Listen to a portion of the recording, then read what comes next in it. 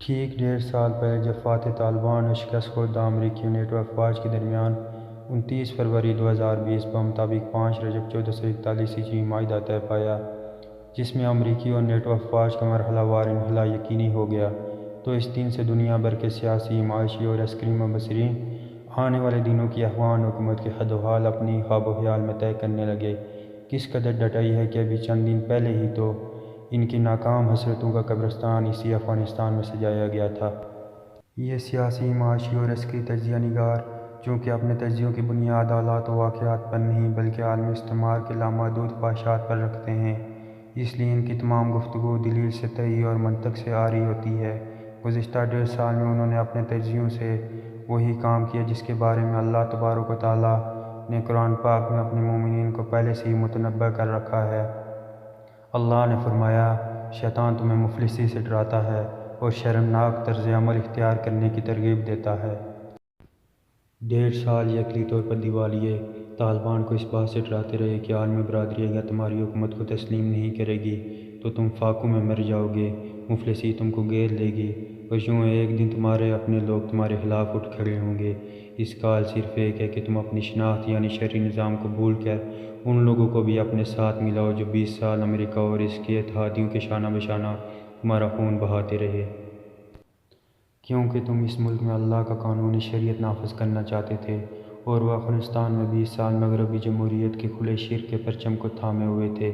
ایک اہم بات اور ہے کہ اگر تم نے معاشرتی زندگی میں خاتون کو مرکز و محور بنا لیا، اس کی آزادیوں کا تحفظ کر دیا، تو پھر خواہ تم جبہ و دستار پہنے رہو، تمہارے ماتھوں پر محراب سجے رہیں، تمہاری زندگیاں تسبیح و تہلیل میں گزرتی رہیں، تمہاری حکومت و تم سب مغرب کے لیے محترم، معزز اور محبوب بن جاؤ گے۔ قرآن پاک میں اللہ نے ایسی ترغیبات کو بالفحشاء یعنی بے حیائی سے تعبیر کیا ہے۔ اس لفظ کا مفسرین نے ترجمہ شرمناک طرز عمل کیا ہے۔ تاریخ اس بات پر شاہد ہے کہ بے حیائی اور شرمناک طرز عمل کا آغاز جس کسی تہذیب، معاشرت یا ریاست میں ہوا، اس کی شروعات خاتون کو مرکز نگاہ، محور معاشرت اور تسکین و تلذذ کی بنیاد بنانے سے ہوا۔ آج کی حقوق نسواں کی تحریک کا آغاز جو 1920 کے آس پاس ہوا، صرف اور صرف شہوانیت کی آزادی سے ہوا۔ لباس کی تراش سے نیم برنگی تک کا سفر جاری ہے۔ مخلوط طرز معاشرت کے آغاز میں کسی کو عورت کے حقوق، اس کی تعلیم، صحت کا خیال تک نہیں آیا، بلکہ اس کو اشتہارات کی توسط سے ساحل سمندر کی ریت اور سٹیج کی تھرکتی دنیا پر مرکز نگاہ بنانا ہی بنیادی ترقی سمجھی گئی۔ گزشتہ دنوں میں شوجرید اکنامسٹ نے امریکہ کی افغانستان سے رخصتی پر ایک طویل رپورٹ مرتب کی، جسے دو اہم تجزیہ نگاروں نینسی لینڈنس فرینڈ اور جوناتھن نیل نے تحریر کیا ہے۔ اس رپورٹ کا آغاز اس فقرے سے ہوتا ہے: A lot of nonsense about Afghanistan is being written in Britain and United States۔ برطانیہ اور امریکہ میں اس وقت افغانستان کے بارے میں بے شمار واہیات، واہی تباہی، بیہودہ گوئی، لغویات اور بکواس لکھی جا رہی ہے۔ لفظ نانسنس کے اس سے زیادہ سخت ترجمے بھی موجود ہیں۔